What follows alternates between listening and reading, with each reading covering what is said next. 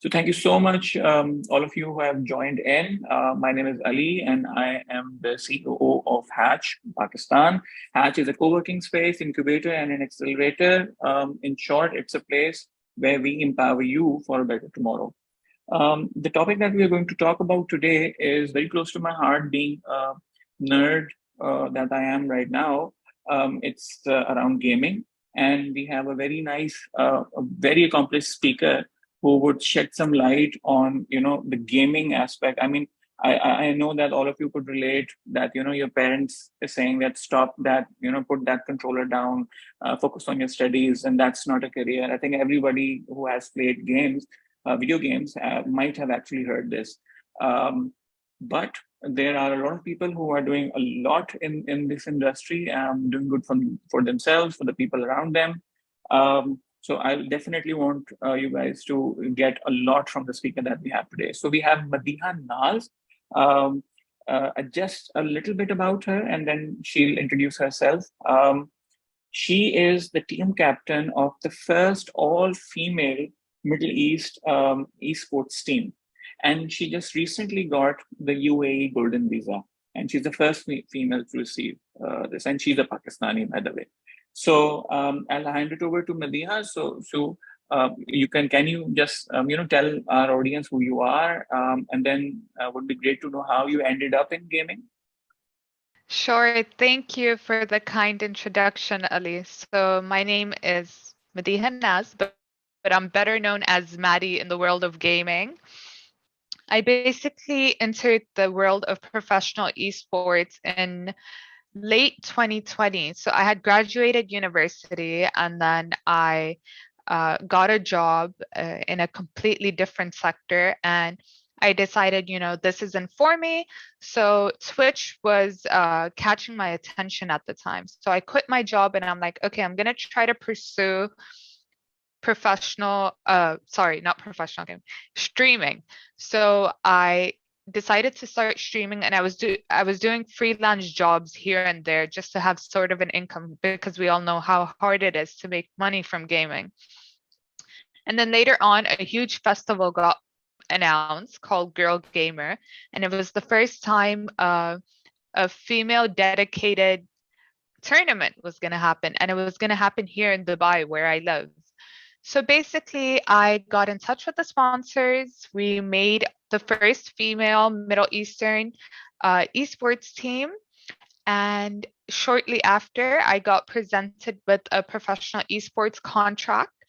And that's how my journey began, basically. I mean, that's great.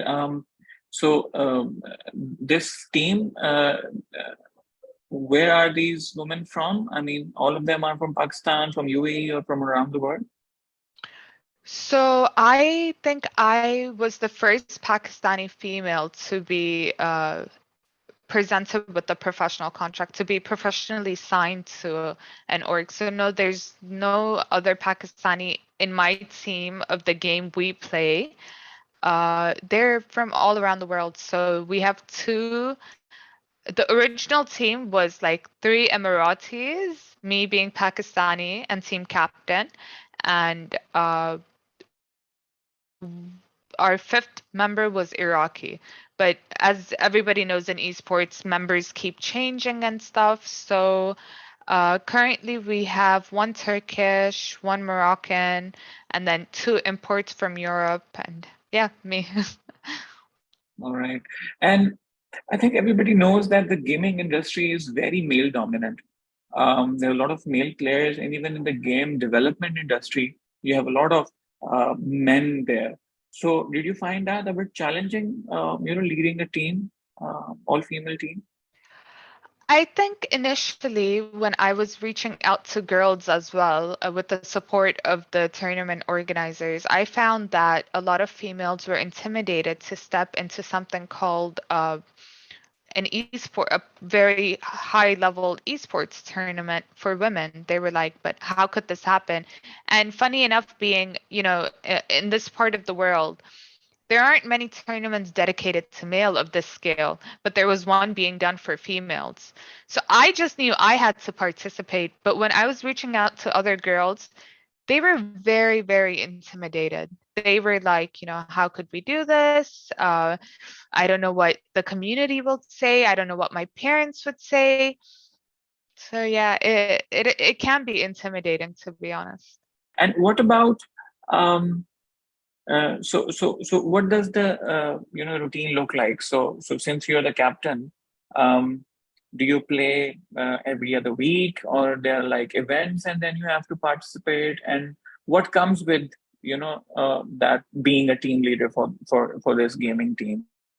So basically, I don't know if you know, I was professionally signed for 2 years. So I was doing this almost full time for 2 years under an org called Galaxy Racer, and then later called Nigma Galaxy. It's one of the leading esports organizations for the Middle East. And I was actually their first employee and their first team in 2020 when they were launching. So what the routine looked like then was you'd wake up, you'd do your day job a bit, and then you would basically go into practice of a couple of solo games, and then you'd meet up with your team and your coach, and then you'd practice as a team. And basically, we did that about 3 to 5 times a week. And before a tournament, it was even more intense. This year, sadly, there hasn't been many tournaments, but I'm sure when there will be, me and my team will get back to the schedule, ready to win it all. Yeah, and what sort of games do you play? With this, I think you mentioned that there was a specific game that you played. Yeah. Yeah, so we play League of Legends. All right. I think that's a very big game. I mean, they have like users in millions, right? Yes, yes, yes. Yeah. So for our audience, listening right now, mm, can you talk a bit about um, how do gamers actually earn money while playing? I mean, playing how many streams are there? What are the channels? And can that be done while being in Pakistan? Yes, absolutely. Why not? I feel like you can definitely earn money through gaming. It requires a lot of hard work and determination. I remember when I first started to stream with basically nothing. I didn't even know what an overlay on Twitch was. So basically, what you have to do is really just put in the hard work and get on a platform. Whether it's you want to be a streamer, an influencer, an esports player, you have to really, if there's no opportunity, you have to make opportunities for yourself. Really go out there, know if you put your time into it, you will definitely achieve something. So funny story is once I left my previous org in February, I was waiting for the perfect opportunity to come to me. And it actually did. I joined a company called Division as their esports relationship agent. And basically, the whole point of the platform is to provide jobs for gamers. So what we do is we provide short-term contracts or long-term contracts for gamers to be able to collaborate with some of the biggest global brands and as well as join tournaments regardless of the game title you're under. You can also create your own tournaments, and after success of those tournaments, who knows, sponsored. So yeah, there are a lot of opportunities if you look for them. Yeah, I think if I touch upon the last thing that you just said, organizations or platforms like the one that you talked about at Division, where they connect gamers to all these other organizations, other big gaming companies. I think that's something that's missing in Pakistan. I mean, you can reach out to such organizations, maybe sitting in Pakistan, then visiting them, maybe if they're having an event somewhere, or you can do it here as well. No, thank you. Once I left, my previous org, I'm like, I need to be careful of where I take my career to the next step. Everybody has these concerns when it comes to an end of a job. So when this idea of this digital platform got presented to me. And as a gamer who's been in the esports world for 5+ years, I heard nothing like it. So this is the perfect way to connect brands and gamers all in one place. So does it not only exist in Pakistan, it doesn't even exist in the Middle East. And inshallah, it will come to Pakistan and people will be presented with a lot of opportunities, inshallah. Yeah, inshallah. Can you talk a bit about, I'm sure that uh, you have your own journey and you have your own, milestones in life. So, as a first step for all the females who are listening, what can they do? Because the first thing, if I was in their footsteps, I think I would first see what type of game should I play, um, and what sort of gaming should does attract me. So what would you advise them to, where do they start, where do they start looking? Because I think that's the first step. When you play a game, then you sort of build that comfortability that, yes, this is something I like, I want to do this, and I want to pursue this as a career. So how would they decide on that? Definitely. So I think the first step the first step for a gamer in Pakistan, especially if it's a female, is put in your mindset that stop caring about what other people think. I think it's a very big stereotype in Pakistan. Luckily, alhamdulillah, I was born in a family that did not care about the career route I took as long as it was halal. So they did not care and they encouraged me in everything. But then my brain started thinking, okay, but what will my long-term relatives think? Like, how is she going into gaming? It's so different. It's not the traditional career type.